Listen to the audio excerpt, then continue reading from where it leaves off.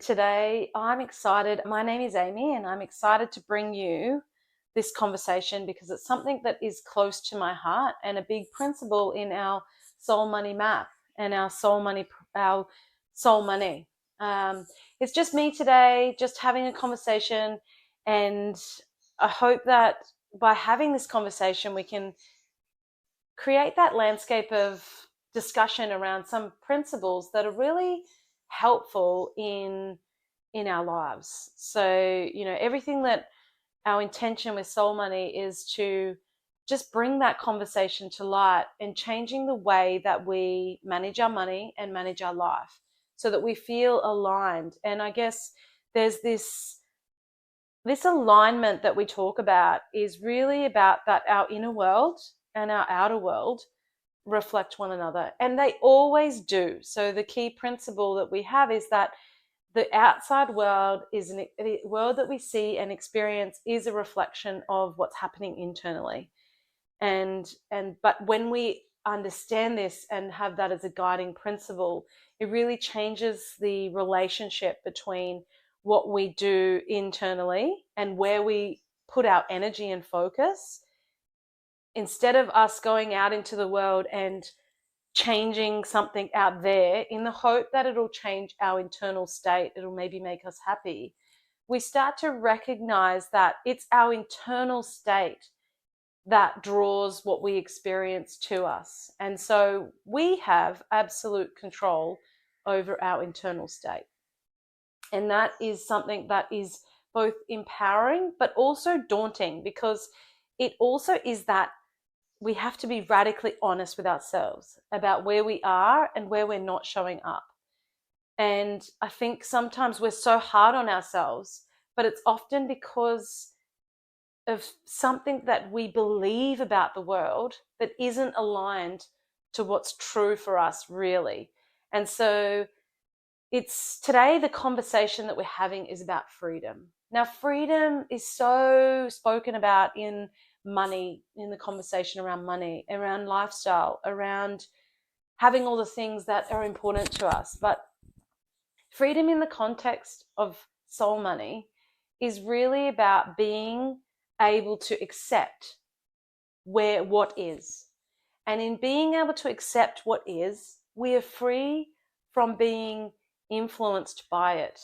In what I mean by that is that when we feel that things are happening to us, it's very easy to get into the state of victimhood or martyrhood, like any of those where we are the doer, and we are the one that it's happening to. And there's this world that we operate in separate to our us. But when we truly understand that we are the creator and we are also the controller of our own response to our circumstances, there becomes a sense of freedom, because we know that, and it's not always the case, like you're not always going to feel completely amazing when things go wrong. Like, let's be real. And it's not saying that bad things won't happen when you feel free inside. Like, it's just acknowledging that we have control over how we respond. And when we practice that, we also see where we are not free. And I love the work of Peter Cron. So he is someone that is called the mind architect, and he goes around the world and helps people see the confines that they are existing within that are constructed from their own mind. And by understanding that that construct is created in the mind, but it also is dissolved in the mind, and helping people to link how we're existing and how we think and believe and how the world is responding to us, those connections, that we are not separate and that we are completely connected to both what's happening and what we're doing. It's all part of the oneness of life. And he talks about freedom in the sense of we are ultimately all free, but we are all free, but except where we have put a construct over our mind and over ourselves. And so it's really just undoing whatever that construct is so that we can then release it. And a lot of the spiritual teachings will talk about that, where you don't get caught in the highs, and you don't get, they talk about this middle way, the middle way, which is, it's like life happens, good things happen and bad things happen. It's part of being a human, is that we experience the whole range of emotions, and when we are truly free, we get to really feel every emotion and embrace it without trying to push it away. And that's something that, it's taken me a long time to really understand, that it's not about pushing the bad feelings away and ignore and trying to like push those ones down and not feel those because they're bad, and only feel these ones that are good.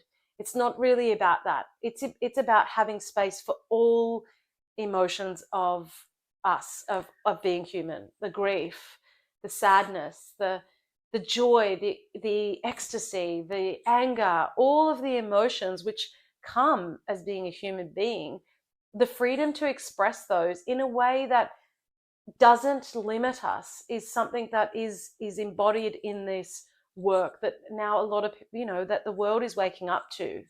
um, and one of the powerful things for me is that when you start to understand that, and I know I'm going to anchor back into Peter Cron's work here, because he will say life will reveal the people and circumstances where you are not free. So when you're on this path of self-awareness, and that's probably the first step in becoming, free, is becoming self-aware. So and it's not being self-absorbed, it's really just understanding how, if you step out of you that is acting in the world and start to observe you and how you're acting in the world, you'll start to see patterns and behaviors that are happening. And so when we become aware of what's happening, and where we're getting triggered, and like, this is so powerful, because your life will give you the lessons that you need to learn. And when you want to be free, it's going to show you where you want to be, where you're not free.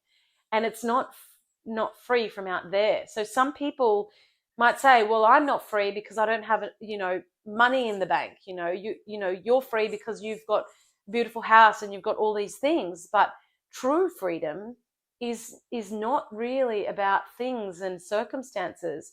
It's about being not controlled by circumstances. And that's what I truly believe in my own life and in my own work on myself daily, is observing where I'm getting triggered, and knowing that that's coming from something that isn't sitting well with me, so isn't aligned to the broader freedom that is our true being. And and it's really hard sometimes to get into, well, what is it? um and that's just the journey that we go on, and there's layers, and we just continue to sort of release different beliefs, release and release and release. And there's that whole just saying about that Michelangelo, where you don't add things to create something, you take them away. So it talks about chipping away at the stone to create a statue. You're chipping things away to reveal what is truly you. You're taking those things that are not you away to become revealed as you are. And this is a huge part of the understanding of what we do in our life, will come from what we believe in our life. And that is the premise for this soul money, is really that it starts with us, starts right here, right now. And when we stop looking towards the future or anchoring into the past, we can start to arrive with what is right here. And the power of now, even that book by Eckhart Tolle, The Power of Now, just really was one of the first books where I really started to understand that